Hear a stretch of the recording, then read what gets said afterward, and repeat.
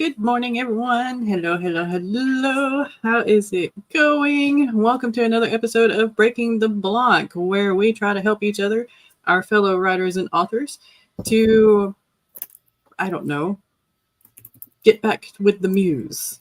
I don't know, find it again. We'll go hunting. It's rabbit season. Like where Waldo, it's where the words. Where's the word? Where's the wording? Let's go ahead and introduce ourselves. So, Lauren, you want to start? I'm pointing the wrong direction again. And then we'll go to Mama Maggie and then Rachel. Sure. So, I'm Lauren. My YouTube channel is The Writing Sisters that I run with Nicole. And our website and Ko-fi and Substack is all under Enchanted Tales Publishing. And the goal is to help indie authors get their books out there, because we know it's like the struggle as an indie author trying to get your book out there. And currently, Nicole helped me edit and format my next poetry collection called Deceptive Embers, which I hope to publish sometime in October. Hello, lovely. I can talk even though I'm not awake, so yes. Oh, well, that's always a good skill. That's not a skill my husband possesses. Hello, lovelies. Mama Maggie Ward here, independent author, stroke survivor, migraine sufferer, and all the word seekers. And I this is part that I love is finding creative ways around the stuck places. This month, I published The Spartan Chimera, my latest book, Greek AU Myth. When the great game of the gods doesn't turn out the way Zeus likes it, he repeats the cycle, and the whole world is slowly going insane. So God of War Ares makes a bet with Zeus that he can win with one piece, and let the games begin. Hello, I am Rachel D. Adams, or Rach if you want to call me that, because that's what I like. Also, I co-author several stories now, not just one, and so that's a new thing. And we write usually paranormal romance and urban fantasy. We love our shifters and we love our adventures. So also have the Aggressively Helpful Writing Advice blog on Substack. So check that out whenever you get a chance. And I feel like here because there are times when we all get blocks, and this has been very, very helpful for me. Nice. Nicole, do you want to introduce yourself, or you want to just chill out for a little while? Sorry. Are you good?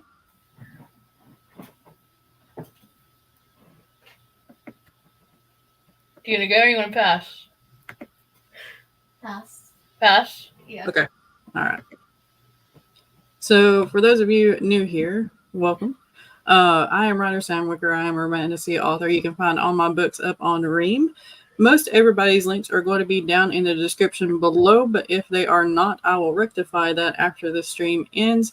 But I did pop in a couple of links here. You've got Lauren and Nicole's websites. You have Maggie's books, and you have Rach's link tree here. And hello, Rita. Hello, hello, hello. Good morning. All right. So, are there any questions that we want to tackle first? Here up on screen. I don't think I have any questions today. I've had most of the blocks broken this past week because of having more time with co-writers, and even one that came along that I wasn't prepared for, and we had fun kind of redoing some stuff. So that was cool. Nice. I finally had my writer, well, more than a block, because I don't think I've blocked out the last time I actually wrote anything other than editing. Wait, what, almost a year? Oh, well, we'll say 6 months, thanks to the the last character anime her. Nice. And Yes. what was Yesterday's supposed to be character a plot randomizer was fiction is fun. now like plot bunny for a whole novel. So it's Sam's fault. It's always my fault. What can I say? It's not a plot bunny. It's not a plot bunny for the whole novel. It is a creative extension muse. Yeah, considering I haven't written anything in like 6+ months, so yeah. I'm not creating your poetry book.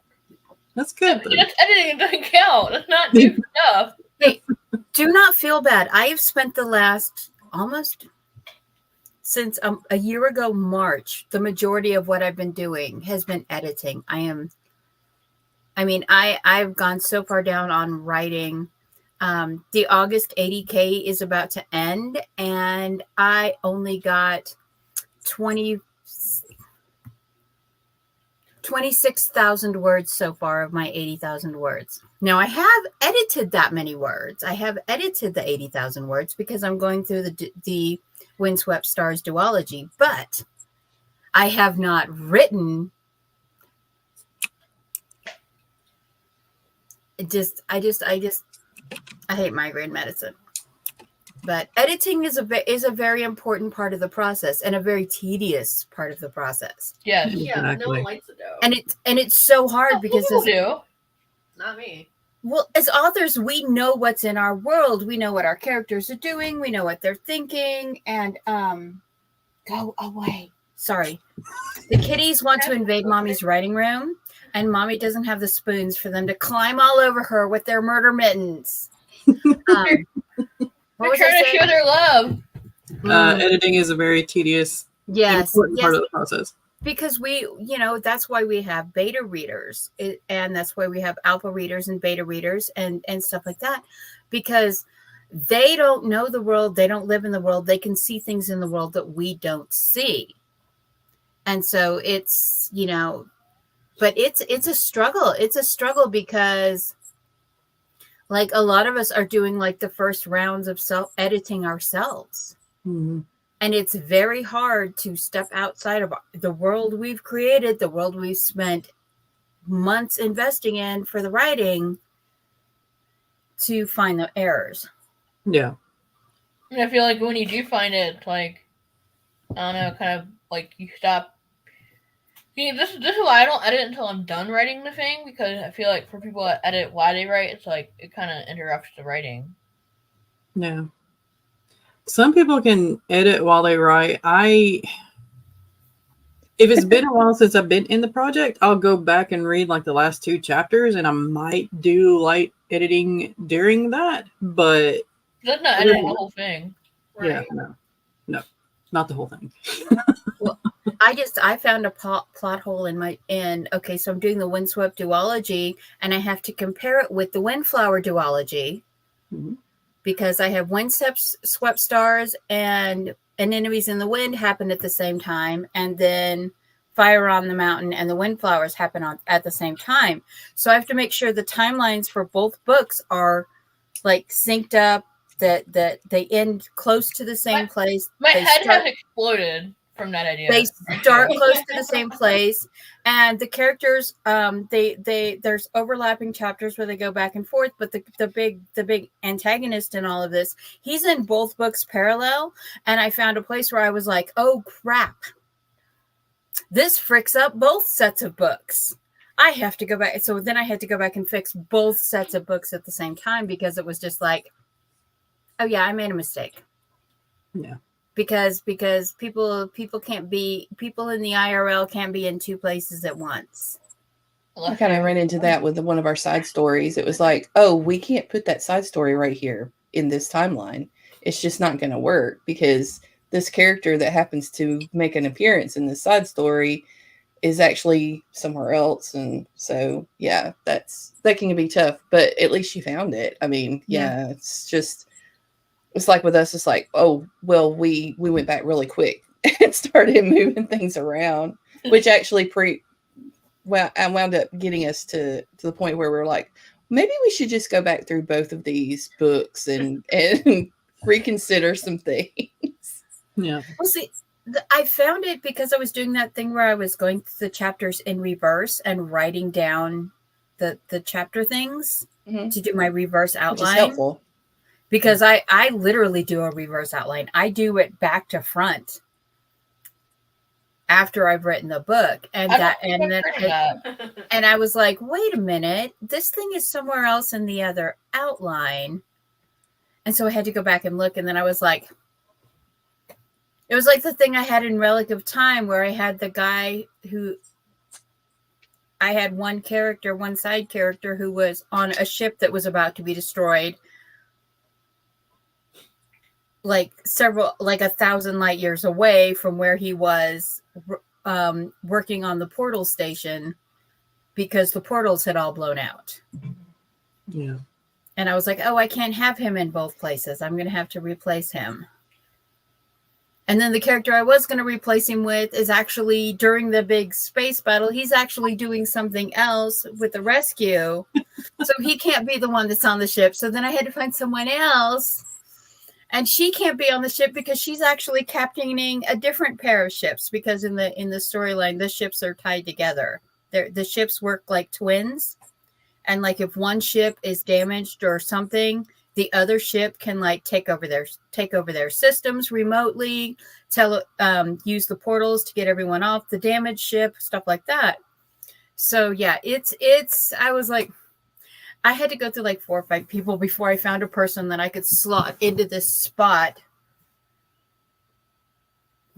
Man, Because all I gotta say is I don't even like using regular outlines. I can't imagine trying to do a reverse outline. It's You be quiet. It's weird because you're reading the chapters out of order, so you read the last chapter first. And so you just have to block your mindset that you're reading a short story and you're going to block out the points for the short story and then jump to the next chapter and then jump to the next chapter. And then when you go through and you put all your pages in order, then you've got something that you're like, okay, there's that. Then it makes sense. But when you're going through it backwards, it forces you to look at the story in a completely different mindset. Because you're like, did that already happen? And you have to remember, but you're at the back of the book. So yeah, it probably did already happen, but did it happen in the right place? So. Lauren can't compute. Her brain is melted. That's not hard to do. For me, it's the last step. I'd never heard of it until Maggie brought it up. And so I tried it and basically just wrote down like, this is the goal. This was the goal. And this is where we are in the last chapter. And then went backward and was like, okay, well then where did that start? Did I mention it more than once? You know, this kind of thing. So that I knew that it would bridge all the way through the book instead of, you know, just being mentioned once in the book. And then all of a sudden at the end, there's this big thing about it. And you're like, oh, well, I didn't even cover hardly anything else about that. So it helped out with that kind of situation. File 32 was one of the ones that, in my books that was that kind of thing. It's going to be mentioned all the way through the series because it's very important information for the characters. But I think it was either the first book or the second book, like it was mentioned maybe once and that's it. And I was like, it was mentioned once in the second book because he was updating it. Yeah. He was adding information to it. Yeah. So I was just like, oh, well, you know, we need to make sure that that is at least mentioned because it's something very important to the characters, all this information that he's collected over the years. Yeah. So me, I can't do a detailed outline whenever I begin writing. I'm about 10 chapters in, and then I'm like, maybe I need to do an outline. And then I do the outline. Sorry, my joke, Nick. But it's not 10 chapters in, it's halfway through the book. Get stuck. Right. Poison Dart says the pain of writing a book when you can't kill off anyone because you have already written them into other places. Yeah. Oh, I will go back and do it. Yeah. Well, I love how Rachel said I can do it and then there's evil laughter. I'm scared. Well, the reason with doing it before, like, I do the outline, I do an outline before I do the book, I do a plot path, and then I do it afterwards. And that's to make sure I didn't miss anything. Yeah. And it's like, it's, you know, you will go back and find things. Oh, this is where I went off my plot path. This is where this event didn't happen. Why are they talking about this event 2 chapters before this event happened? Because I had moved the event when I was doing the read through. Yeah, this I do it on both sides, and these people will tell you, who like have read me and like know my stuff, that I am a massive, I'm a plotter, I'm a planner. I make myself leave spaces where I can pantser write into it. I'm technically a plantser because I leave those free writing spaces in my outline. But yeah, it's if the thing is when you plan everything, sometimes your muse, and that's how some people end up with really bad writer's block, is they get something planned and they so forcefully do not want to diverge from the plan that they get stuck. Yeah. And they can't get past that point. And a lot of writers, that is where their writer block will come in, because they'll be like, well, I want that, you know, we're going this way. But the writing muses are saying, I don't think so. And you can't, and they can't get that worked in. And like there's some people who can't write at all without a plan. And there's some people that can't write with a plan. And so the trying to find that middle and doing the outlining steps before and after you write actually help you develop a stronger story structure. Yeah. So it lets you, it seems like a lot of like busy work and extra work, but it's part of writing craft. It's part of just, you know, because I mean, Sam has seen me like 2 years ago when I word vomited 89,000 words in a month writing Cowboy a la carte. Yeah. And I had a very loose plan, a few hit points of where that book was going to overlap with the rest of the Pagosa Cliff series. But I was just writing, I'd pull my 3 tarot cards for that day and 3,000 words. And so, yeah, there's benefits to both methods, but the reverse outlining at the end, I advocate for it because it helps the writer see their world from a different angle. Because again, that's the thing with, we live in that world. We live in that world. We know all the characters. We know their thoughts. We know their actions. They're here. The person who is reading your book has never been here. Right.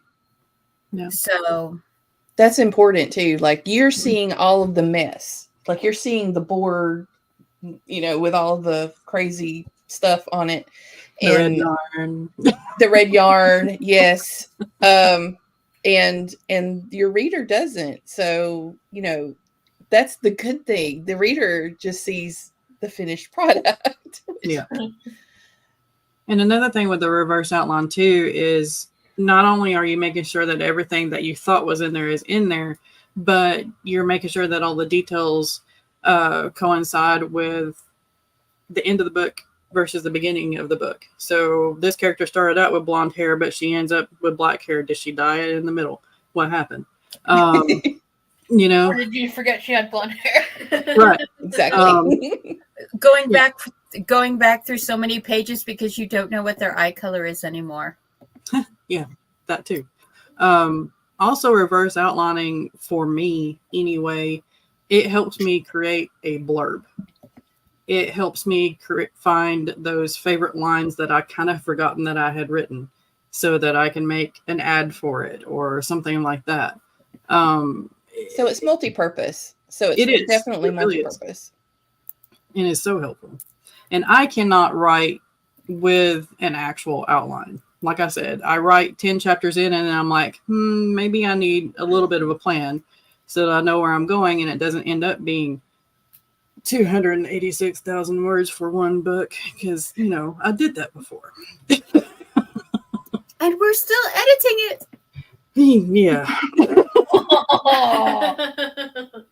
So but it's a good book and it's a good story and it's so many world pieces. I mean, for somebody that doesn't like to use an outline, I did outline the story, and Did what you? happened? Stop throwing under the bus. What happened was not outlined. The one out the window. Well, yeah, that story, but the one that I had somebody help me outline the book for, that was just sitting on my computer. You And haven't started it. I think I did that thing that Maggie was talking about, where like you outlined it too much, and then it's just like, Yeah, you've For already somebody written the story. Once you've outlined it that much, you've already written the story. What's the point? Your brain I is feel just like like, for nope. Me, I prefer giving a stealth outline. I like an outline knowing where the story's going, but not detailed enough where I can't write it. Mm-hmm. All right, Poison Dart says, I told you, listen to me. yeah. Right? Yeah, and this right here, I like making outlines that you can change, because when I get to chapter 10 and I start actually planning, sometimes there's actually 2 outlines that I can follow, because I don't know exactly what that character is going to decide to do once I reach a certain point. And sometimes it becomes a third option instead of the 2 that I had planned. So yeah, just be flexible. Are with you yourself. saying you sometimes can write lit RPG if you really wanted to? We're not going to get into that today. Oh man, there was a point in time in my life where I was in 13. I think it was 13 was the most I was ever in RPGs at once. And all of them had at least 5 characters in each. Whoa. Wow. And that's the reason why I'm No Hero became 286,000 words. I was asked this weekend about mine. I have a outline and partial manuscript written of the adventures of our dragon characters and one of the RPGs that we did that I was a DM for. And I was like, oh, it's there, but it's there. I haven't looked at it in a while. It's actually still in a notebook. It's not on here. So I have to transcribe it first. So Yeah. They're on the other side. There's 4 notebooks over here of original character RPG that we actually wrote out because we were in college and we were doing it during class. Oh, does he have you? That's why. That might not see the light of day because, yeah. All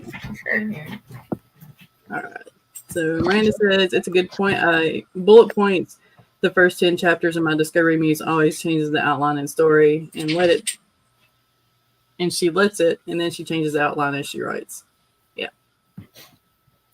Cat Paw says that's how my brain works. The once you've outlined, you've written the story, and I can't be asked. Yeah. Yeah. Mama Maggie's outlining versus reverse outlining.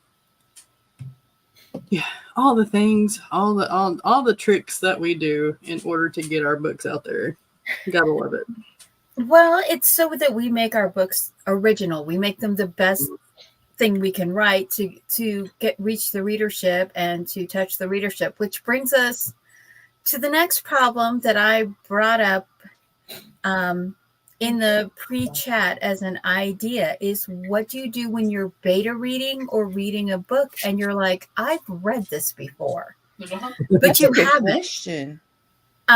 So in the Kindle Fantasy Stuff Your Kindle thing that they have, my palette cleanser read, the thing that I read between projects, between writing, is I read cozy witch romances and cozy witch mysteries because, that they're short, they're sweet, they're not something that I ever write. And I just finished one, T. Thorne Cole's Bookshop Witch. Really, really good. Really, really loved it. And I have started 3 different ones since then that I got with the Stuff Your Kindle. And literally there were 2 of them that I had side by side in 2 different Kindles open, flipping through them. And they're literally the same book Different characters, different coast. So they're set in different places. The characters have different names, but the chapters are the same beats, the same events, the same, skipping ahead toward the end. Same thing, both chapters, different names, different places, skipping ahead. And what do you do when, you're beta reading? Because all of us here beta read. All of us here arc read. When you're reading a book and we get told, read in the genre you're writing in.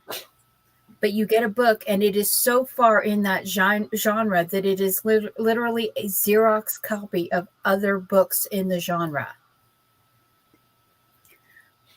How do you even approach that? How do you tell another writer, I know this is your book, baby, but you've had too much Botox.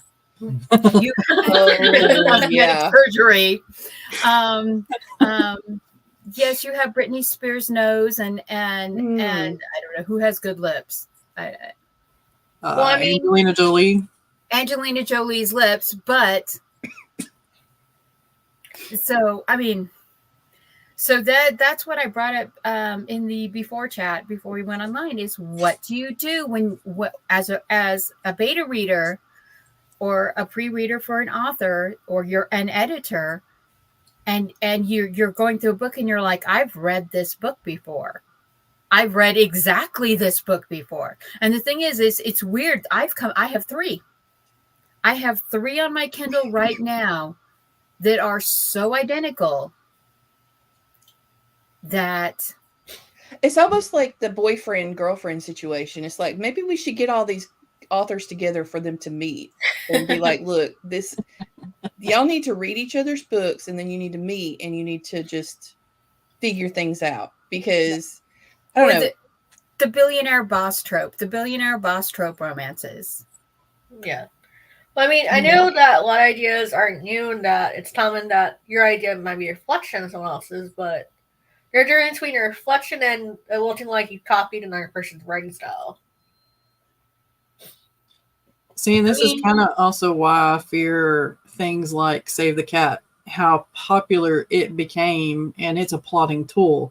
And it's like, how many of these books are going to be so much alike because of something like Save the Cat? Or even The Hero's Journey. How old is it? Frankenstein of mine. Right? Yeah, Yeah, that's what I was going to say, Sam. I feel like that's why, as much as I love like fairy tale retelling, that's why I kind of stopped reading them, because a lot of them are like very similar. Yeah.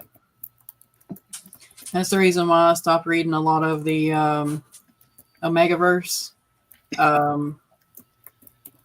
One of the chicks in the pack marries the alpha kind of thing, or mates with the alpha, because to me, after I read the third one, it was all the same. And I was like, let's move on to something else. Yeah. Instead of Save the Cat, I use the plot gardening. Yeah. And this is what started me outlining. I read Save the Cat on my I got it on my Kindle and read it, and it didn't help me that much. It really didn't. Yeah. It was another. It kind of confused me, and but that's because the story writing method I use is the build the tree method, where you start with the leaves and you build backwards. Tarot for writers. Yeah. Save the Cat was another hero's journey for me, because every plot in that book is just a portion of the hero's journey. It's just molded into a genre. I prefer the heroine's journey because I write big cast, and I think writers should have a posse. I think characters should have a posse, but found family. There are a lot of people who are like, you shouldn't have more than three invested characters in a book, and I'm like, how can you write a world so small? Yeah, you know, 7 concept. You have to have 7 characters. I can't do less. So that's the one that I used. But I did incorporate things from different structures into it. But what I did was there's a portion of this where he puts there was a slide used, and I did a screen copy. And then I took that and I started working with the other plotting devices that were out there, including Save the Cat, and found what became my own plotting device. But the thing is, it's like, you're right. Like, if we're using the same exact plotting device or the same exact things, the beats are going to be exactly alike. Then you add to that the tropes that go with Omega or go with Cozy. You know, if it's they're all sounding like. I had somebody come to me one time, and they were talking about a fairy tale retelling of I believe it was Sleeping Beauty was the one that she was talking about, and she was just like so excited because this was a completely original idea compared to anything else she'd ever seen. And I was like, honey, you really need to take a look at what's already out there, because if you think that's an original idea, just because you haven't seen it doesn't mean that someone else isn't writing it. And on the flip side of this issue, what do you do when you're writing a book, and we're all supposed to read in our genres, read similar books, and you're reading it and you're like, there's a book out, so somebody else wrote a book like this idea, you should go read it so you can do the comparison thing. And you're reading the book and you get that sick feeling that, oh my God, I'm writing a copy of their book, which I have done this. Then what do you do? How do you go back? What steps would you guys recommend? I have what I did, but what steps would you guys recommend to go back and make your book different enough from this other existing book that you're not going to have copycat Xerox syndrome? Insert a character randomizer.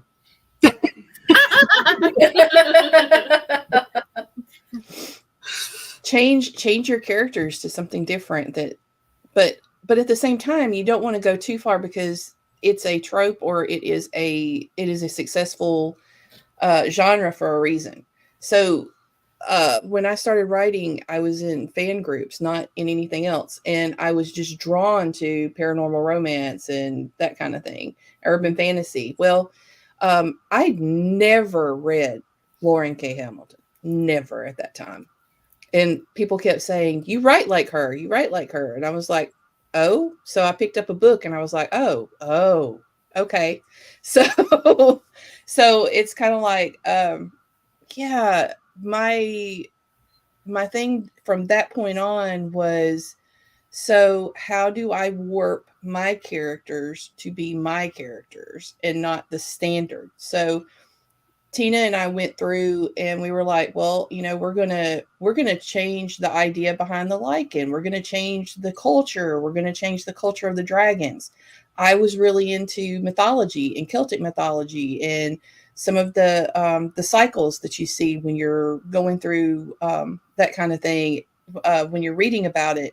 And so I picked up the 4 wizards and decided the 4 wizards were actually dragons and the dragon clans. And so then, shaping things a bit differently turned into what we have now versus Laurel K. Hamilton, Anita Blake knockoff situation. Right.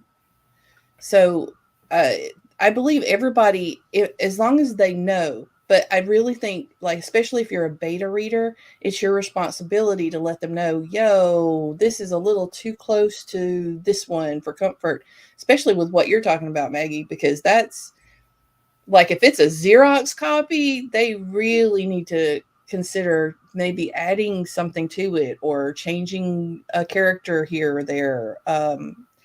Because it was, it's because you don't want them to get blamed or accused. I put crazy things that I'll take this crazy thing and put it in my book. And that's like one of my things. I have these bizarre things in my books. And it was such a weird feeling for me to be looking at 2 different books by 2 different authors The character names were all different. The places were on opposite coast. But the events of the book were paced out chapter by chapter, and they were the same book. That's crazy that they were that similar. Like there was 3 of them that were like that though, and it was like, and that's, I think, as authors, that's where we get, we It's talk about easy to do in romance and genre smashing and genre bending. And I mean, think about the Hallmark Channel. Yeah. Well, when you think about like the Harlequin romances, that Yeah. literally there's like 30,000 Harlequin romances. 30,000. girls. And I don't knock any romance, by the way. That was the first books that were kind of adult that I ever read, were Harlequin romance and stuff that I found in my aunt's closet, her hidden closet, kind of thing. But yeah, like you said, there's 30,000, there's bound to be some overlap and stuff. And I mean, I can watch the Hallmark Channel in my doctor's office during the holiday season, and I can pretty much tell you exactly what's about to happen in each one of those things. And all the main characters, the male main character's name is Charles. Or Yes. Somebody's from the city and they have to come back to their Yeah, our mom watched that show. I'm like bored. She's like, "Stop ruining for me." I'm like, "Stop watching this then." How is it ruining it for you? You know what's going to happen. It's the whole point. But that's the whole point of those, is to have that feeling of familiarity balanced with a little bit of something new. And the thing, I think the thing that Hallmark gets away with is they have just enough new. Like they did a Christmas Beauty and the Beast retelling. And it was actually Did Beauty and the Beast already do that? It was actually very sweet because the Beast, it was like, yeah, he was very pretty. But he was this businessman who was trying to get backing for his winery, and he was selling his father's carefully cultivated book collection. And so he brought in this girl to cultivate her, to do the inventory on all the books. So, you knew immediately it was a Beauty and the Beast retelling, but it was very sweet, and it was very, and he's got baggage and she's got trust issues, and that's with all of them. And so, yeah, but it's, what would you recommend for someone? Just, okay, your book is too much like another book. I'd say do research. Like, I know when we worked on Hunted, we had a concept of our creatures being, common creatures a lot of people would look at and compare it to how other people write it. Mm-hmm. So knowing that, I did research and I made sure all our creatures, you knew what they were, but they're different enough that you weren't thinking, oh, you stole this from their writer. Yeah, like what Rachel was saying. Yeah. And if you're beta reading for an author and their book is similar to another one and you know it, I would just, as nice as can possibly be like, hey. So I've noticed this is a lot like, book B over here. So did you read that and had like a dream about it and decided to read it, or what's going on here? But I would also say, like, hey, like, this book is similar to this, the book that's making you think of, but then explain why. So, like, they can maybe, like, go back in their story and be like, okay, what changes can I make to differentiate my book from that book, so it's not a carbon copy. No. Yeah, if they can't see it, then they may be thinking, oh, I'm just doing what the genre and that space is used to. But if you can show them step by step where you're like, it's exactly the same here, it's exactly the same here, then they can look at those points in the story and figure out what they need to do. Yeah. Because the horror of finding your own book written, like Cat Paw said, she goes, I scrapped my book. Yeah. And that is I tore a book down and completely rewrote it. I mean, I tore it down to the bones and completely rewrote it because it was just like, I was like, oh yeah, no, I haven't done that, but I've changed the setting and changed one of the main characters a lot. It's not anything that I've already published, but it's something that's in the back. But that's what I did, was changed things about it.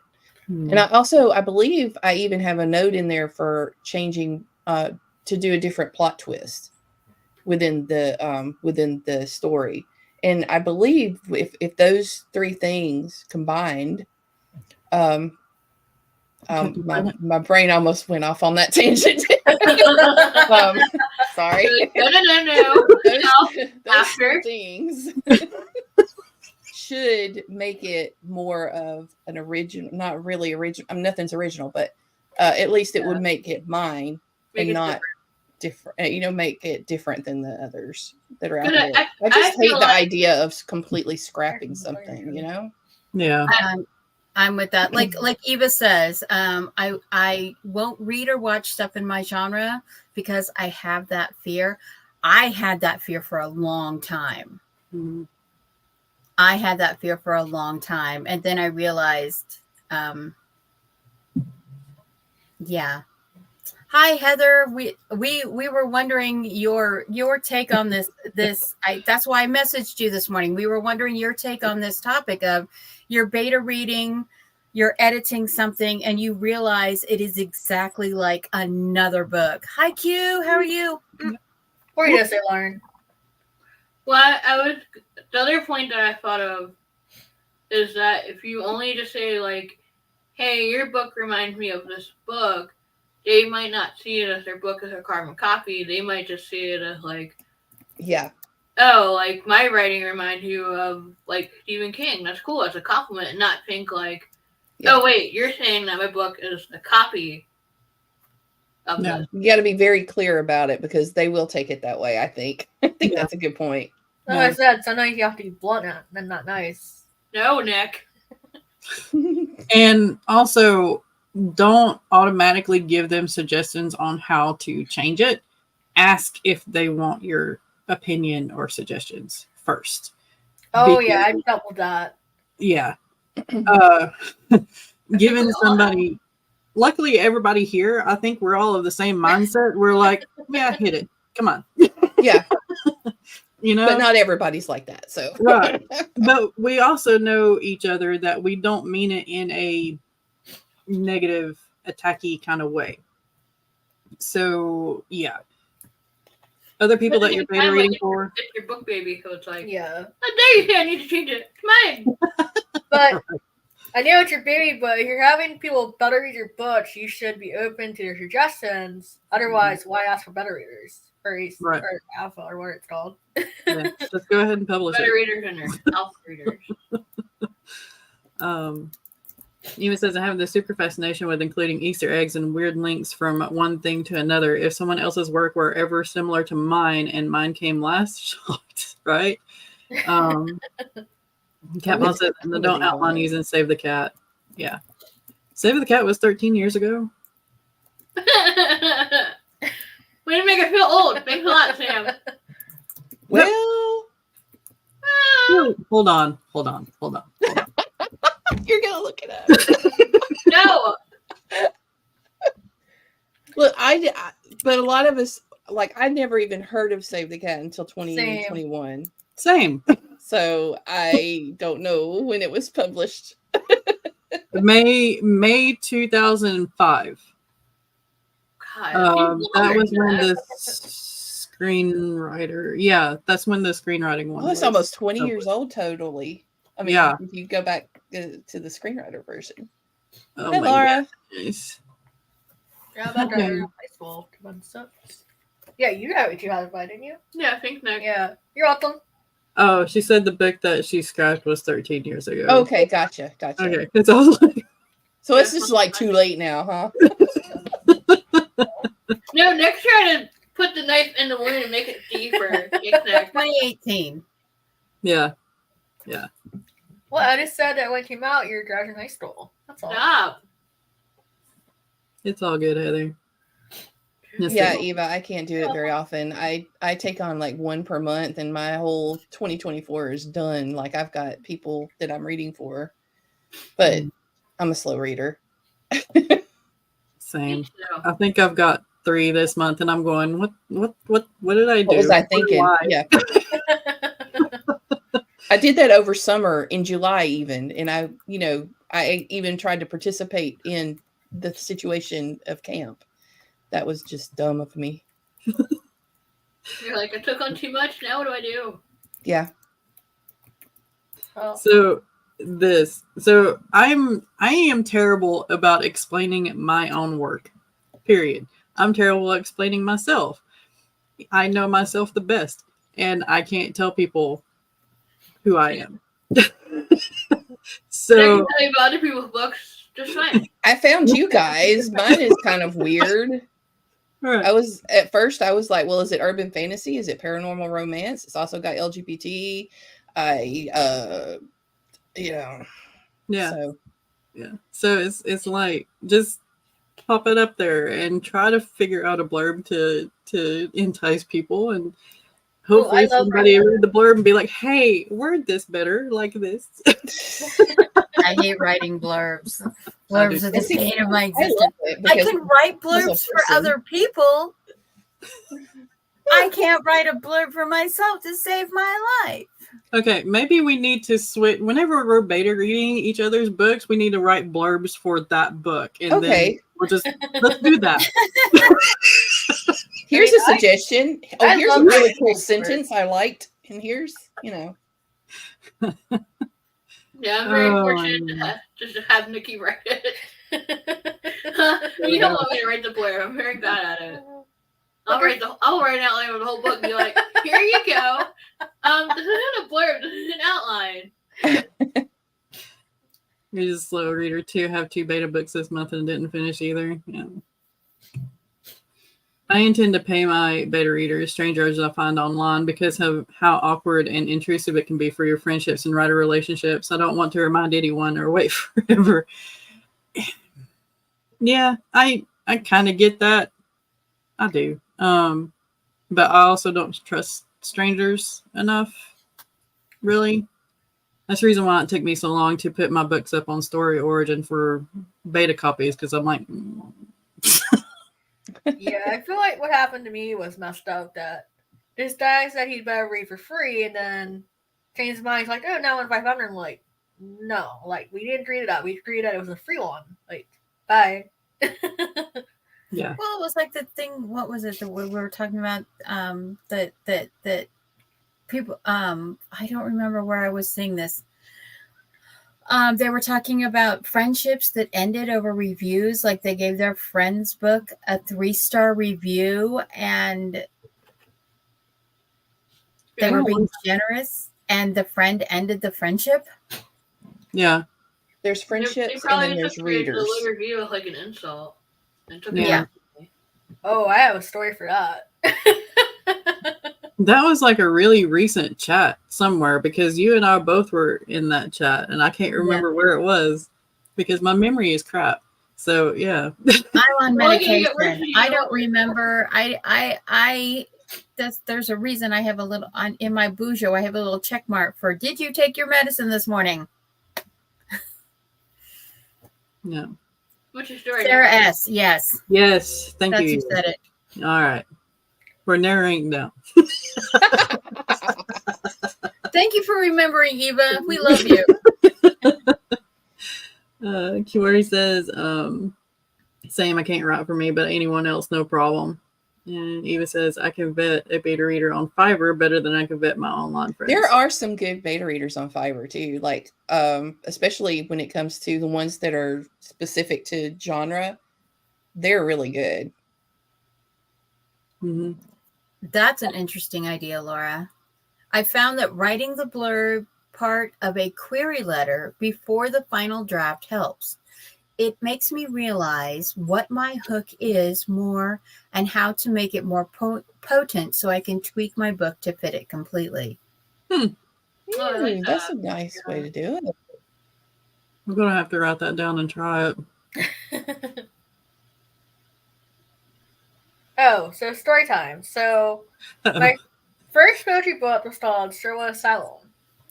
And the person we did trade was that she would format the book, do pictures, and edit it. And it seems I would give her a book review for her first novel. And I warned her that her genre was not something I read. So do not take my review to heart because it's not for me. I mean, you just don't let me read it at all. Right. So she forced it, and I told her how I felt, and I did a bad review because, like I said, it's not something I'd want to read. Oh, sorry. So her retaliation was that she destroyed my entire book, saying I stole from her. And I had to redo the entire book, I had to redo my entire brand because she didn't like my review for it. That's no. extra petty. Yeah, Right? it's- So I think Yeah. the You one told that her I up like, front that this is not the genre I read. Exactly. I'm out. Now. I'm almost out. I'm like holding on to these last two swallows right here, going this way. You never know when you're going to have a hairball. yeah. Yeah, So and was that a friend that did that to you? That's friend. Well, yeah, Yeah. I no would, yeah. doubt. The thing is people have these unrealistic expectations. 3 stars is an average book. That's, it's Yeah. a decent At least it book. was 1 star. I wouldn't read it again, but I might recommend it to someone else. 4 stars is I would read it again. I'm going to recommend it to someone else. 5 stars is that book lives next to my bed and is my comfort read. Yeah. Well, I mean, I pull it out and read it every year or two. And so but people, they expect, they're like, oh, well, if you're my friend, you'll give me 5 stars. No, right. Yeah. Only do that if you really like the book. It's like, that's part of the whole indie author mythos is that we get all of our friends and families to give us these 5-star reviews. And like, oh, the book is great, blah, blah, blah. And it's like, oh, I love this book, but they tell you nothing about it. And then, like, oh, it's one of those indie author things where they're just getting friends and families to give them good reviews. And it doesn't matter if they're real reviews or not. It's so, yeah, you should not expect anyone who reads your books to give you 5 stars reviews, even if they're married to you. Well, I mean, Yeah, Like my husband has never read any of my books. Not one. First of all, he's not a reader, but mainly it's because he hears me talking about them so much that he feels like he's already read them. And it would be cruel and unusual punishment to make him read the finished product. Yeah, Because he's already spent a couple months, years living with this book. Yeah. Of all my normal friends, I've only had one do a review for me, and she did a review of the very first book, and it was like 1 sentence or 2 sentences. I didn't even expect that. That was just like, whoa, okay, because they're just not into that kind of thing. So I didn't expect anything. I don't understand the pushiness. For me, the story that you were telling me is I don't understand the pushiness, for one thing, to get a friend to do a review for you. Right. Because if it's not their thing, it's not their bag, it's not their bag. Yeah, it's everything like. And then if you're genre to read honest. anyway, it's like, but if I don't like the genre, I'm not gonna be kind. No, I was blunt. I told her it was a Mary Sue, and she got pissed.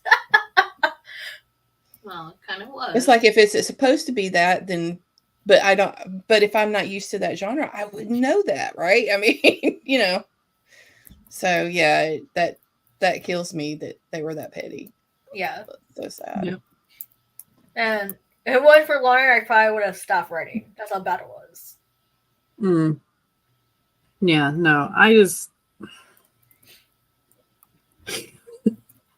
I feel bad asking for people to read my book, even if it is a beta read or something like that, because, well, one, the first one was on No Hero, and that was a beast in and of itself. It's like that's going to take a year for somebody to read. No. In others, I feel bad because it's spice and it's heavy spice in some of them, and it's like I know that's not everybody's wheelhouse. So yeah, it's like I ain't gonna be pushy. If you say no, I'm gonna be like, okay, fine. I don't even recommend like to family and stuff. Like I'm with Q. I'm like, no, my family would refuse to read most of my stuff. They are very conservative. It's just not going to happen. Yeah. And to be fair, my best reviews so far for some of those books have come from random people that I don't even, I've not interacted with or anything. I got it from Story Origin. I've gotten them from BookBub. I've gotten them from a couple other. I think one of them was from a group on Facebook that is genre specific to urban fantasy. And I tossed out, hey, I'm looking for ARC readers or, something in their group. And the next thing I know, they signed up. I always keep track of them though, because if they sign up and I give them something and then I don't get anything from that, I'm like, Yeah. Yeah, I feel like with family, I'll ask them to read the book, but I will ask them to look over it because we've been through in the past when it comes to like the formatting of the book. Just to make sure it looks nice for the readers. No. Okay, let's see. Eva says, if my brain pops into editorial mode, it'd be an editorial review, which isn't going to be more positive than negative. If my brain doesn't pop into that mode, I love the book.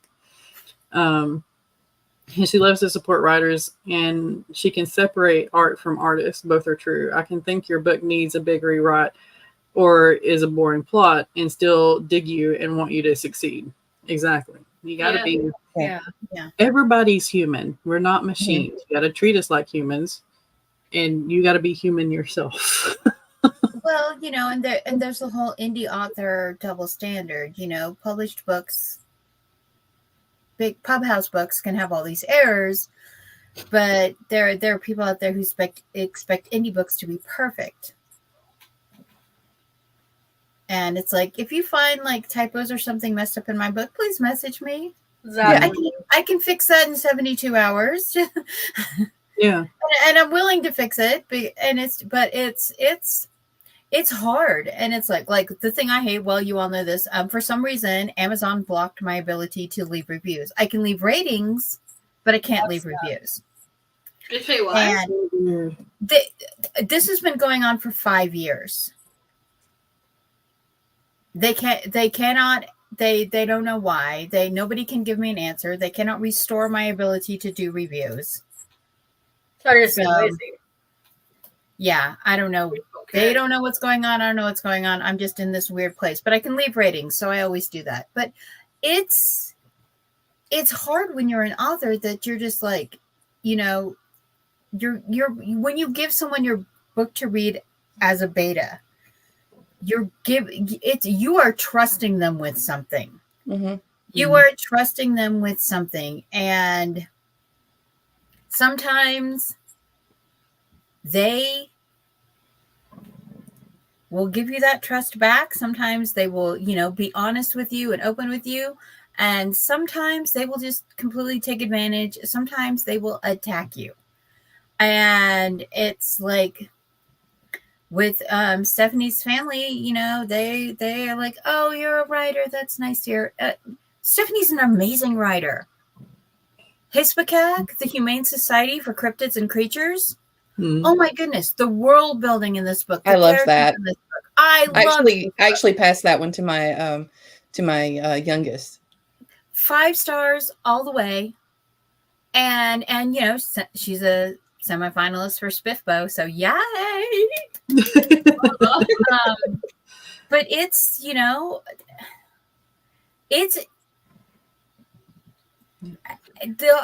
thing is, and because we've all been in a place where we've like had things happen, being gentle with that. I'm sorry, but okay, I understand you did all the craft books, you studied all the craft books, you're hitting all the beats in your genre. Your book is too much like all of the other books in the genre. Mm-hmm. You need that little extra. You need, like, I hate to use the word spice because spice means something else now, but you need to add some flavor to your soup. Yes. You need to add something to your soup. You need to add something to your gumbo to make it different, to make it unique. Let's get some cayenne. Yeah. It's not all just bay leaves. You got to do some other stuff. Yeah. Add some thyme to it. Add some savory. Yeah. A few peppercorns go a long way. Believe it or not, a pinch of dill in clam chowder, like white chowder, makes it amazing. And this is from a person who hates dill. So yeah, it's and it makes me wonder if they're trying too hard to hit all those beats. They were trying. I think that's exactly it. I think that's exactly it, because like I said, it's 3 different authors. Let your characters do other things. Yeah. You're it's Focus on the storytelling. Yeah, but I would much rather on the novel and focus on the storytelling. God. That, I think that is something, and I think the other thing is everybody wants to write that perfect novel. They want to be the perfect in their genre. They want to be the blowout novel in their genre. And the myth of the breakout author, this is a 1 in 10,000, 1 in 20,000 myth. Yeah. And we need to stop we need to stop this myth that you're going to be the great breakout author. Because the percentages for that are so small. And the gatekeeping, oh my God, the gatekeeping for that Oh, yeah. is so small that it's not what you think it is. And they'll say, they say, like, what was it, the Simon and Schuster thing that they released out, that they're selling, that they'll take a book, they'll print a book, and they'll sell 20 copies everywhere. That is a terrifying prospect, because they're laying out a lot of money for these authors. Yeah. And the fact that the good authors are only selling 1,000 copies, 100 copies, 10 copies. Yeah. And it happens everywhere. The whole gatekeeping. And I don't know that it's actually intentional in all places, but I've recently given some feedback to 2 different platforms who they have the same authors and the same stories on every single thing. And I'm like, if you're going to give anybody else a chance to do well on your platform, and if you want your platform to grow, you need to stop promoting the same 3 to 4 authors on absolutely everything. Well, they see the authors being on multiple writer platforms. I will say that they see an author that has gotten popular, that's got a story in the top 100, and they recruit that author. That was how I got recruited for Dream. Was they saw me on Inkit, on Wattpad, and they recruited me for Dream because my current story was blowing up. Did I stay on that platform? No, I did not. And it's because they were headhunting the popular, and I was not a very popular author, so I was very surprised to get the offer. But they were headhunting popular stories. And that's what happens, is they end up with the same groups of authors on all of these different platforms. Yeah. And so all of them are just copies. Here, bug. You end up with all of these reader platforms, and it's all the same authors. And it's because, and they're like, oh, you're on this platform. Well, I read you on this platform too. And I read you on this other platform too. And there's some fan loyalty there, but it's the thing, it's the recycled content thing that we're facing with Hollywood right now, that we're facing with the with all of the visual media platforms, all the networks and stuff like that, is this repeating cycle of content, especially with the movies. It's just the same ones over and over and over again. I mean, I know we're all waiting for Batman 301. Spider-Man. Yeah. 560. Spider-Man 60. Yeah, pretty much. Yeah. Heather, was there a magical school story once? Some I have not had a situation where a story was too similar to another, same or famous story for comfort. There was a magical school story once, but it was not too similar to that famous one. Ooh, I've got a magical school story, but it's definitely not anything to do.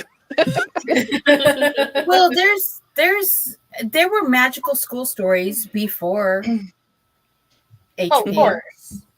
And you There's know, and plenty they're more. like, and you know, the people that are like, oh, it's completely original. No, it's not. Mm-mm. No, it's not. No. I mean, okay. Well, here, let's go back. Like, okay, the oldest magical school that I know about that was mentioned in a book, Ursula K. Le Guin's The Earthsea series. Yeah. Yes. Tad went to magical school. That's what started the whole freaking mess, was him trying to prove he was better than anyone and ripped a hole into the wrong place, and a thing came out. And that started the whole Earthsea series. And I like Rita's take on it because she puts hers in camp.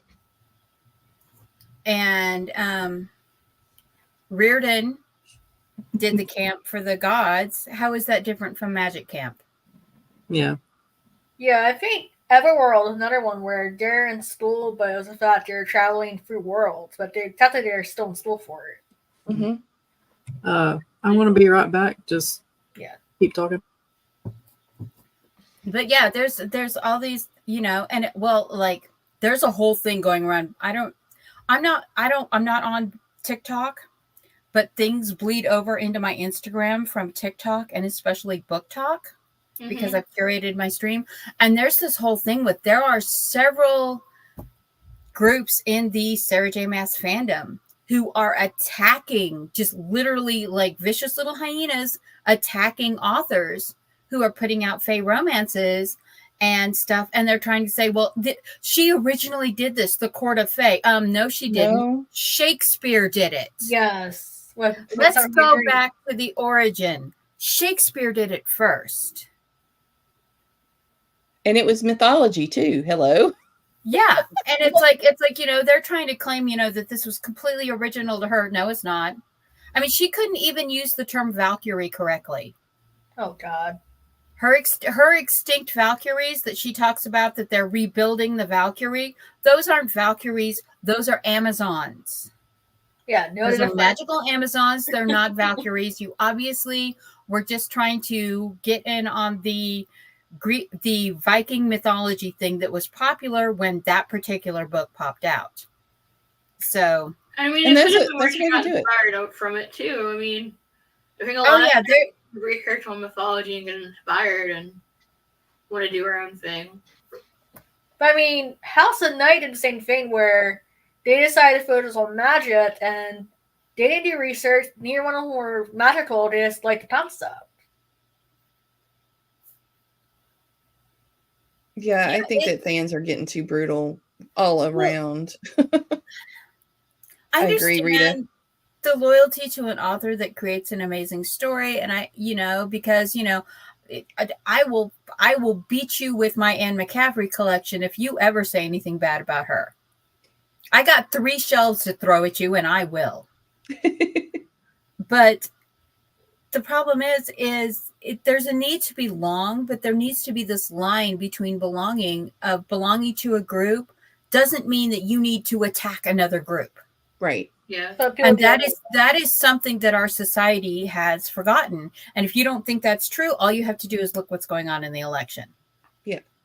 It's like you don't have to and you can belong to a group without attacking other groups. You can belong to a fandom without attacking other Yep. fandoms. And it's going to be very this whole thing with the backlash about the fake courts.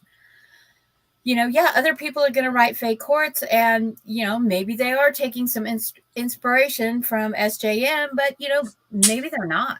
Maybe they're taking inspirations from other people.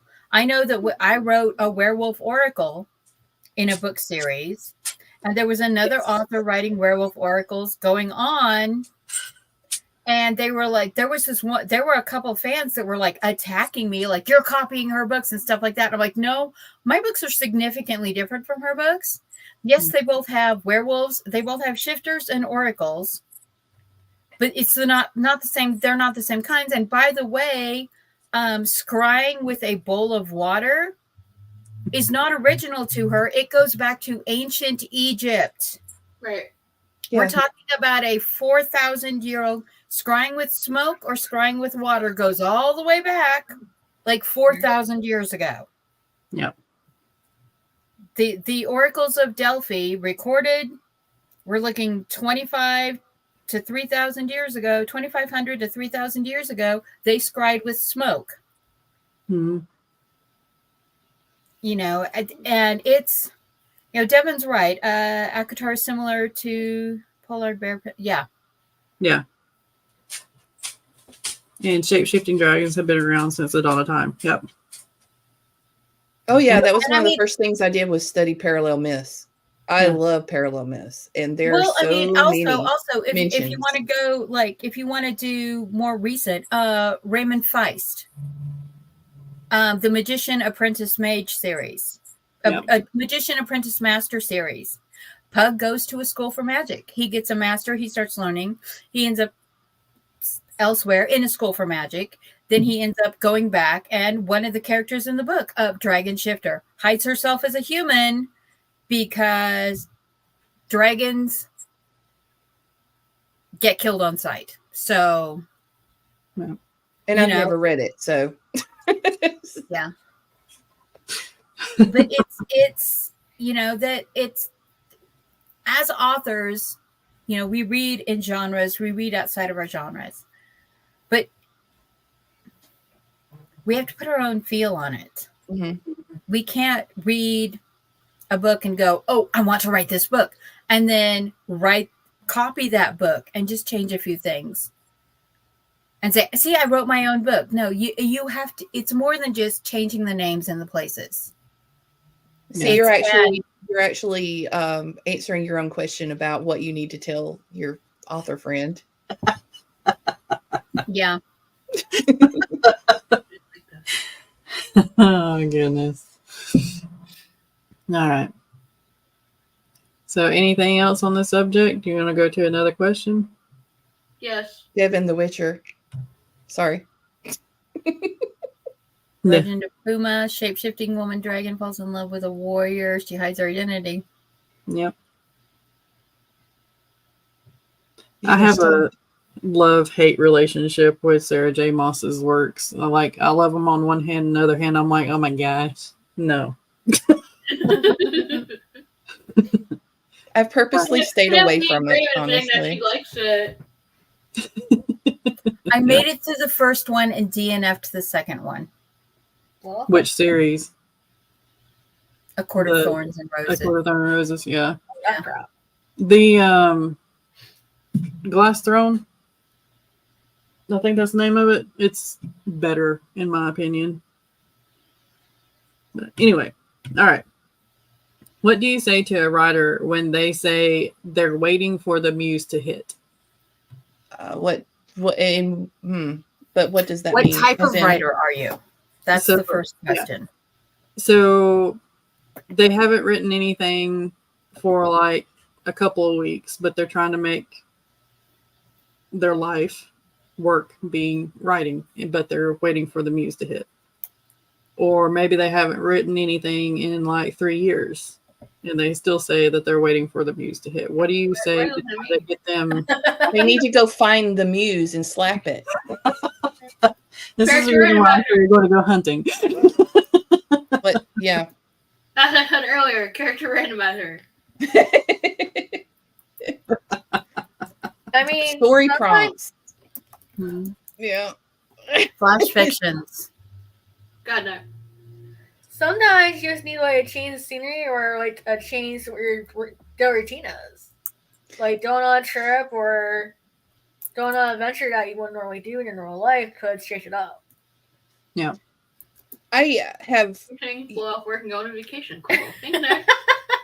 They need to take a moment and they need to actually ask themselves if this is for real. Like, if it's one of those situations where they really want to make this a career, they really want to get into it. It's like with my situation, I can speak to excuse after excuse after excuse that I came up with, and always doing work stuff, always doing family stuff, always doing, it's like you can come up with a million things that you need to do, in quotation marks, and not get it done. But if you really want to get it done, you're going to have to sit down and have a conversation with yourself.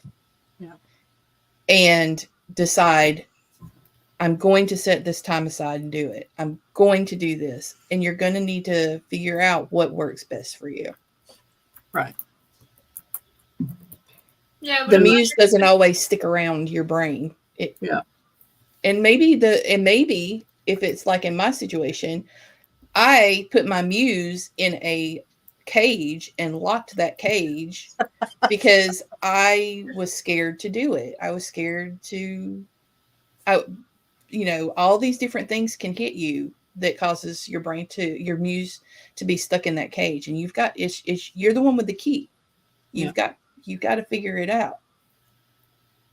Right. Well, because I use the writing the tree method, where I write several scenes first, and then I do the character creation using the character interviews, and then I do the world building, because I build the tree backwards. When I'm first starting to create a book, my thing is if you're stuck in a place, skip to the next place. Talk to your characters after whatever you're stuck at, after that event has happened. Talk to them afterwards. Mm-hmm. Like this, what is the character thinking about while they cook, taking a bath, going for a walk, getting a cup of coffee? Yeah. Some of my favorite scenes are built from those moments where I get stuck, and then so I went from macrocosm to now microcosm of a specific place where I'm stuck, and trying to find the muse, like Devin's talking about. It's like some of my best scenes are my characters having a cup of coffee, talking to each other, and it just grew out of, I'm not sure what to do here. I'm not sure where to go. Or lemon tea and wine. Yes. No, but the thing is if you like, you're writing something you're enthusing and then you just stall. I mean, life gets in the way, stress gets in the way. But sometimes it's a problem with the scene you're trying to write. Sometimes you're trying too hard, especially like with the genre tropes and genre expectations. Sometimes if you're trying too hard to shoehorn in one of the expected beats, that might be your problem, is your story. And I talk about the stories like they're living things, because that is I'm a farm person. I'm Native American. Everything is a living thing to me, even just words. And so, there might be a reason that is not fitting in there, that you cannot get that written, that you cannot force that in there. And moving past it, Rachel said, sometimes you just need your characters to sit down and have a cup of coffee, have a cup of tea, and talk about things. Sometimes if you go past something, you will see that thing you're trying to force, that scene you're waiting on your muse to write, It might not fit your story. Mm-hmm. Exactly. Yeah, I have. Or sometimes you just need a new project, like with Sky's Wheel. Like, maybe your mind doesn't work on this story, but it might be wanting to work on another story. You can always come back to the original one. Mm-hmm. Yeah. So this question stemmed from I was contacted by one of my old RPG buddies, and this was 20 years ago. And 20 years ago, we were talking about him writing this book. 20 years ago. He still hasn't started because he's waiting on the muse. And I'm like, dude. I can only use that line so long. Oh, good. You're not singling me out. Cool. No, I'm not. No. Yeah. When you said that, I'm like, maybe I need to clarify. That's cool. Throw her under the bus. Yeah. I do. No. No, it's not an invitation. As my grandma said, if the shoe fits. No. If the shoe fits, don't kick yourself with it, honey. Oh, sorry, my southern stunk out. No, it's fine. See, Um, what my grandma said was, if the shoe fits, that's a good thing because then you can't kick it and it fall off and hit you in the head. Okay. I don't know if you'll be able to kick that high. Wow. Oh, I grew up around a bunch of ants that could pop off their shoes so quick and throw it that we learned to duck. Yeah. Yeah, slipper ninjas are not only in the Asian culture. There's an auntie or grandma in every family that can get that shoe off and wing it across the room before you realize that she's put her knitting down. See, mine, it wasn't shoes. It was whatever they had in their hand, period. Yep. Well, that was my mom. Because half of the time they were either barefooted or they just didn't want to take their shoes off because that's, gross, I guess, or unladylike in some of them. So yeah, it was just whatever they had in their hands, and half the time it was a spoon or a spatula Right. or a hoe. And the shoe should be on limit. Yes, it should. Hey, Shirley. Sometimes it can help to have multiple stories that can build inspiration for the one that makes it to the top of the list. Exactly. Yeah. Yay. I keep all of mine. I don't get rid of it. I've got like a doc on each section that's called a place to put things, and so I'll put all of my extras there. And if I don't use them, I'll just toss them into Ream or whatever. But they're inspiration. It's like scenes you pull out make great reader magnets. Mhm. Things you pull out, short things that you pull out and turn into a short can make a great reader magnet. It can make a great story. And also, and if you pull something and you don't have a place for it or something, you can always throw it into your story seed file because those can go into other stories. There is no rule in all of writerdom. I don't care what they say. Just because it's red ink doesn't mean you can't use it somewhere else. Right. Yeah. I like that. Yeah, you can also use it for a different style. Like, it doesn't have to be a story. It could be a poem. Or it could be a fanfic. Yep. Change It it. can be a snippet for your newsletter. Yeah. Hey, this scene took place and you didn't even know. Oh. Magic. Yeah. Just That's don't the reason. Real red wine. Yeah. So one of the reasons why I haven't finished like my What Not to Do as a Ninja series and What Not to Do as a Pirate series is because each one of those short stories is trying to become a book. So it's like Oh. I could read What Not to Do as a Pirate as a book. I like it. I could read that as a book. yeah, but they're supposed to be like a collection of short stories, not each short story becoming, 90,000 words. Well, then, okay, so you have What Not to Do as a you have- Pirate, What Not to Do as a Ninja. Then you could write What Not to Do as a Paladin. Then you could write What Not to Do. What not to do as a What not to do sorcerer. as a ranger. Hold on, I have a list. Where'd it go? What Not to Do as a Dragon. Oh, wait, that would be Rachel's story. What not to do as an assassin. Yeah, the Assassin is definitely one because I have like 2 stories for it already, which tried to become a book. It should be. See, these are just story seeds to me. Okay, here we Every go. flash fiction has the potential to become a short story, has the potential to become a novel, has the potential to become A series. an Yeah. 18-book series. Seriously, none of this is helpful. No, it's not. Hashtag no words left behind. I also have a spin-off of what not to do as, because it's like don't underestimate ... and the first one is don't underestimate chibi vampires. So yeah, Ooh. this is a That's list. different. I mean, you Yes. just go down to class for D&D and be like, here's a book, here's a book. Yeah, that's the problem. It could be. It will become the next Munchkin series. You know. Yeah.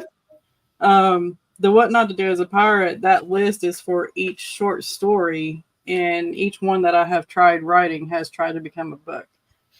Because it became Elegant Linfield Tours, which I have 20k words in, and then the other one is Sea Maiden's Error, which I have about 45,000 words in. So you should just embrace it. no. Like novel? Well, maybe once you go through it and you do all the editing and all that stuff, it'll come down to around 65, and there you go. Yep.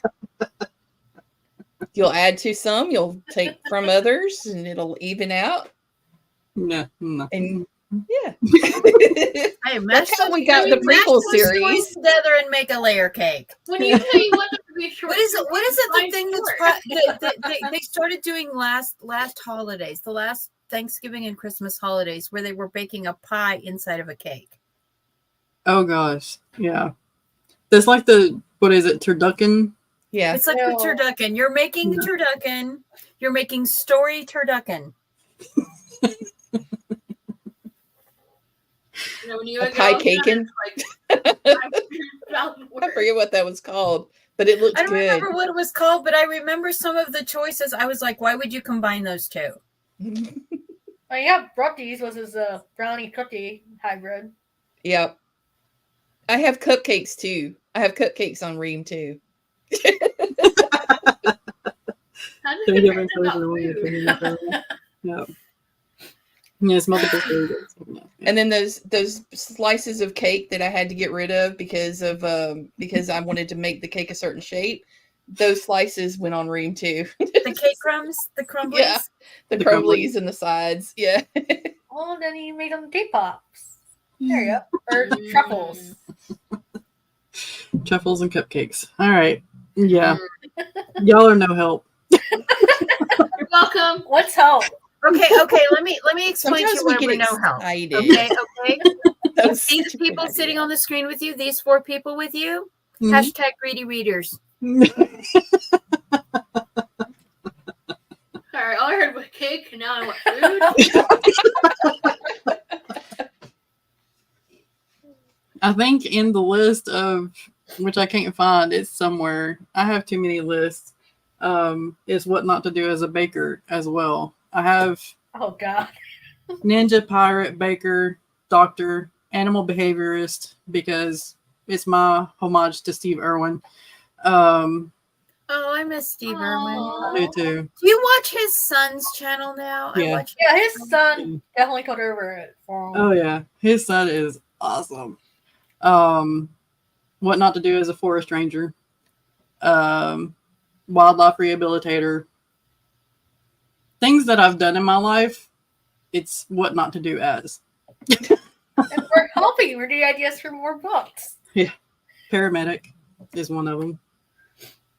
But vampire and werewolf and all that is in it too. So yeah. So it sounds like a series, so they can be longer books. No, it's supposed to be a collection of short stories. It's not supposed to be one big book. Sorry, But Hunter the Calling. news says no. Again, define your definition of a short story. Under 10,000 words. Getting slowly as a towards a novel. Well, 10,000 Novella. here, 10,000 there. We can compromise novella instead of novel. How about that? It's not a short story, but it's not a novel, so Yeah. I mean, Oh goodness. just aim for under 50,000 words. And there you go. That's not going to be possible. Oh, You hi. can do it. You said one was at 40, one was 60. Yeah. Oh, Bye, Q. Have a good day. sounds like it can be a serial. Yes. So that. All right. I mean, shit, we knew that you're an overwriter. It's okay. No, Yeah, it's not okay. I'm definitely The an whole overwriter. plan was to train myself with these short stories and combine them into like a little anthology so that I can actually write to the word count of the genre and make myself fit in there instead of having a 268,000 So it word. started off as a challenge to do it. Yes. See, See, I tried to do the same thing. She and I tried to do the same thing. Was it 2 years ago? Was it 2 years ago when we were hitting Chandra and Natalie's streams on Saturday morning, writing the flash fictions? Yeah. We're going to learn to write short things. It didn't happen. No, that doesn't short work. Things, all these little short things. No, these are just Oh, story no. seeds. These are just story seeds. They just need water. Water and words. That's all they need. I mean, Lauren's in the same boat. Oh my god, I cannot write a short story in my life. Yeah, I can't. I apparently can't either. The character randomizer is the only exception, and then look what happened. It's now turning into a full novel. Yeah. I've embraced it. You should see him. Yeah, I have an earworm. Under pressure. Yes. Yes, very much so. But yeah, okay. I just think some of us are not wired to do it that way because every time I've taken one of those challenges, again, same thing. I overwrite. Yeah. I will read flash fiction to try and get into that mindset. And every time, kid you not, I will read a page and a half. And the whole time my brain is going, but then the next thing that would happen is... Yeah. Yeah. And that's the sad thing. I mean, I do have a collection of short stories on my Ream. And whenever I go back to edit them, I was like, oh, I can add this. No, wait. See, I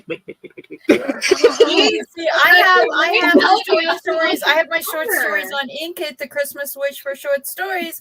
I have the short stories on Inkit. There's like 40 of them there, and it's like, yeah, I'm pulling this one off because it's now going to be a novel. Yeah. I'm pulling this one off because guess which one just became a published book. I find with poetry I can write short now. Like my first writing poetry was like between 3 to 5 pages, but novels, yeah, I can't do them short. Yeah, there's no way. All right, so I just got to come to terms with, instead of having 53 books that I'm going to write, I now have 150 because of the list of the short stories that were supposed to go on those books. Yeah. But I'm an author, Devin, and so even though I'm reading it, I'm like, but the what if is going on in my brain. So I'm just continuing the story. And I'm it like, won't let go. And so when I'm actually trying to write that genre, trying to leave the what if there, my brain is like, no, see, you have to explain. I think that what I'm going to do is try for a short story / flash fiction anthology when it comes to horror and release it in Halloween season at some point. And because it's horror, for some reason in my brain, because it's horror, leaving the what if there is actually part of the horror aspect of it. Because then you're like, well, what was in the closet? Well, what was here? You know, what is this? Yeah. And that's part of the horror to me. So I might be able to accomplish that. She said it with a question. No promises. Yeah, no, No what promises. the thing is with my brain, the best way to describe it is there's this place we visit in Colorado, and we go there every like 2 or 3 years. We go, it's called Bishop's Castle. And it was this crazy old guy outside of Beulah, Colorado, who decided to build a castle. Ooh. And then his son started helping him build a castle. And OSHA is like, dear God, please, people, do not walk around this place. Oh, no, people are crawling all over this place. Of course. It's got towers. It's got this giant metal astrosphere that shakes when the wind blows.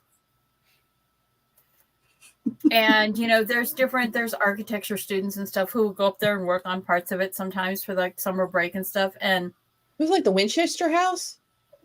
kind of, but no, but like whenever worse. we go up there, this is me and my muse in a short stories. We get up there, we're like, okay, we're not going to run away from the family this time. We're not going to go exploring. We're just going to stay with the group. And the minute no one is looking at us, we're going upstairs. Look at that over there. Where'd Maggie go? Yeah, pretty much. Pretty much. The middle is the only one that will like stand there and watch me. And the minute I'm like janking off to the side, she's like, go get mom. Gotta go get mom. Gotta go get mom. But you know, I love flash fictions. I love short stories. They make such cute little side things you can put into the bigger stories. Like what Devin says, you know. From the outside, on the ground. Oh no, Devin, I'm the person that I climb up to the top parts where they're like, don't climb past this point. That's just a recommendation. There aren't any rules. One of just these days. guidelines. Yeah. I'm also the person, though, I have to admit, I'm also the person that will sit on the edge of Black Canyon with 1,800 feet of air below my feet and go, it's so pretty down there. Maggie is the reason we have liability insurance. Yeah. Yeah. Meanwhile, me and Heights are like, no, Same. that's okay. But me and Animals are like, ooh, pet. Yeah. Oh, mountain lion, cool. Let's go track it. Well, it also helped that I'm quiet by nature, so I have a lot of joy to jump certain people.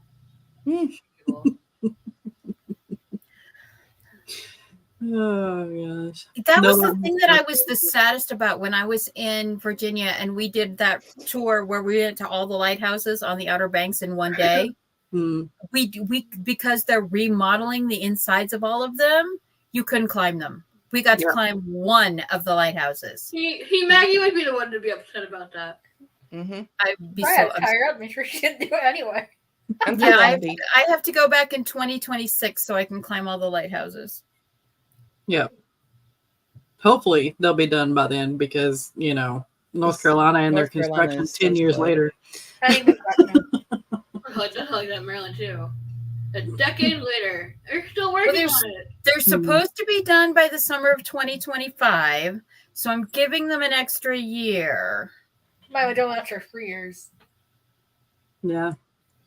Whenever you're planning on doing that, just message me and I'll message our friends out there and be like, hey, are they finished yet? Yeah. The lighthouse is open. Can we climb to the top? What? It's like not only is it open, but we can climb to the top. Okay, Yeah. cool. Yeah. Wow. Oh goodness. All right. Now you can ask what I was. And if it's like road construction in this world, in this state, it's not going to happen soon. I don't think Statesville's ever going to be a drive-through city. Colorado, it's summer. It's pothole and road construction season. No. Fuck you. All right. Do we want to try to hit one more question or do we want to go because it's been an hour and a half? We'll save some for next time. Yeah. Save some next time. All right. So let everybody do that. We've hit 6 topics today. We have? I thought it was only like 2. We have, okay. But ADHD, so we kind of outlining and reverse outlining, beta reading problems and how to broach them. What if your book is too like someone else's? Reviews, ratings of a friend's books. What to say. Oh, I got that one twice. What to say when a book is too much. We went back to that one. Is too much like others in a genre. When Writerly Friend says they're waiting on the muse, and the last topic was my book won't stop growing. Again, it's not a bad thing. Yeah, so I need to put away the Miracle Grow. Nope. Oh, goodness. All right. So let's go ahead and do outros. We'll start with Rach first, then go with Maggie, then go with Lauren and Nicole, and we'll wrap it up. Okay, I'm Rach, or Rachel D. Adams. If you're wanting to look me up online, I write urban fantasy, paranormal romance with dashes of LGBT, and always looking to help the hero or anti-hero out. I also have aggressively helpful writing advice on Substack, and I make a habit of always boosting other authors and creatives around me. Yes. Wait, who's next? Maggie. Oh. Hello, lovelies. M.M. Ward here, author, stroke survivor, migraine sufferer. I have lots of books. You can see them on my Amazon page. Also, I am doing an author interview today with Rita Slanani and armchair chats that I am looking forward to do. And I will, it's going to be a busy Sunday for me. Yeah.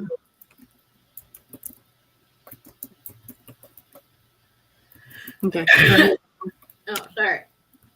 Like I said, my name is Lauren. My YouTube channel is Writing Sisters. I co-host with Nicole, offer writing advice, and we have a Ko-fi and Substack under Changing Tale Publishing, and hoping to publish a poetry collection called Deceptive Embers in October.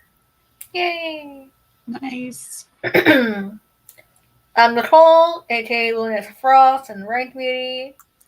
I help out with Lauren's channel. I also have my own channel called Luna's Mystical Delights, where I do baking, magic, and tarot. And yeah, me and Lauren are co-authors. I usually do all the dark and gory, while she does all the light and positive stuff. Oh, All right. And again, thank you everybody for joining us for another episode of Breaking the Block. We will be back on Sunday at 10 a.m.